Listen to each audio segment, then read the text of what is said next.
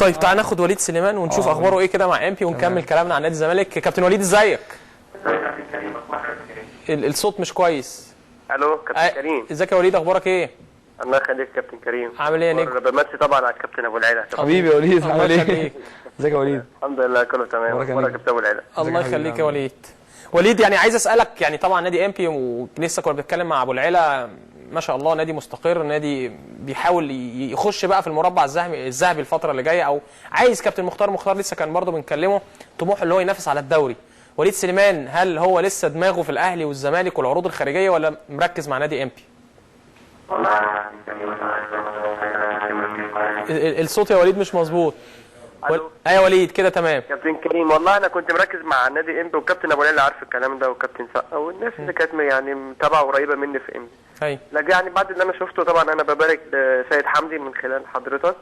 وربنا يا رب يوفقه ويكرمه. بس ان حضرتك عارف يا كابتن كريم ان اللي كان واضح للناس كلها ان مفيش حد هيمشي من قطاع البترول. دلوقتي يفوجئ ان في ناس بتمشي وفي ناس هيعرضوها للبيع. طب اشمعنى على وليد سليمان؟ وليد سليمان يعني ده جابوه من المستشفى ومضى. انت فاهم يا كابتن؟ اتمنى يعني الناس كلها تقف جنبي، ان انا دلوقتي سني داخل في 27 سنه احقق يعني طموحي واحقق هدفي من خلال النادي الاهلي او نادي الزمالك. يعني كان في وعد ليك يا وليد، او وعد ان مفيش حد هيمشي من قطاع البترول ويروح اي نادي. سيد حمدي مشي راح من بتروجيت للنادي الاهلي، فانت حسيت ان الوعد ده مش مظبوط. وليد التليفون يا وليد. يا وليد التليفون برضو الصوت مش كابتن كريم. يا وليد كده تمام. الوعد الظاهر ان على وليد سليمان بس، يعني انا مش عارف يعني يا كابتن كريم يعني انا. طب وليد قول لي، يعني انت رغبتك ايه؟ يعني اكيد الاهلي والزمالك والانديه الكبيره كلها عايزه تتعاقد مع وليد، انت يعني انت وجهتك فين؟ اهلي زمالك، عندك عروض من مين حتى؟ اي لاعب في مصر يتمنى يكون موجود في نادي الزمالك لجمهوره العظيم ونادي الاهلي لجمهوره العظيم. انا اتمنى ان اكون موجود في اي نادي من الاثنين دول. عندك عروض دلوقتي حاليا من الاهلي او الزمالك؟ في فاكسين موجود، فاكس من نادي الزمالك وفاكس من نادي الاهلي. طب بتوطي صوتك ليه؟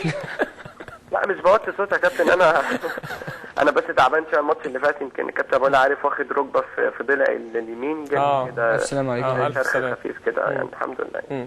وبتطلب من المسؤولين في امبي ان هم يوافقوا هنا او هنا، تروح اهلي او زمالك؟ يعني ما وقفوش ضد وليد. يعني انا بقالي 6 سنين في قطاع البترول، يعني كفايه. انا ما بقللش من نادي امبي، والله نادي امبي من اكبر الانديه في مصر، واي لاعب يتمنى يكون موجود في نادي امبي. انا مش عايز اقول لك انا لعبت سنه في امبي، حاجه يعني بسم الله ما شاء الله، احتراف بجد. يمكن الكابتن ابو عارف احتراف بجد، يعني من ضمن يعني انا مش عايز اقول ان من احسن الانديه في مصر اللي بيطبقوا الاحتراف بجد.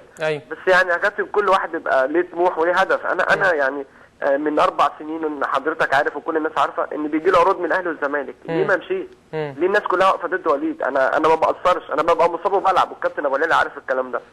اتمنى يعني من الناس كلها زي ما ساعدوا سيد حمدي وسياده الوزير، اتمنى ان هم يساعدوني. يعني مش عايز حد يقف في طريقي. بشكرك يا وليد. طبعا وليد سليمان لعيب مميز جدا، ومن اللعيبه اللي يعني اكتر لعيب انا اتفرجت عليه طبعا من خلال منتخب مصر ونادي امبي. لعيب محترم، لعيب كوره يعني، وبيلعب في اكتر من مركز. ان شاء الله يعني قطاع البترول سواء اهلي او زمالك يحققوا له رغبته. ان اللعيب برضه يا ابو العيله يمكن في بدايه كلامنا نفسيا لما بيكون مبسوط بيقدر يطلع اللي عنده، خاصه لما يكون ادى او يعني اللي هو اجتهد في المكان واخلص فيه.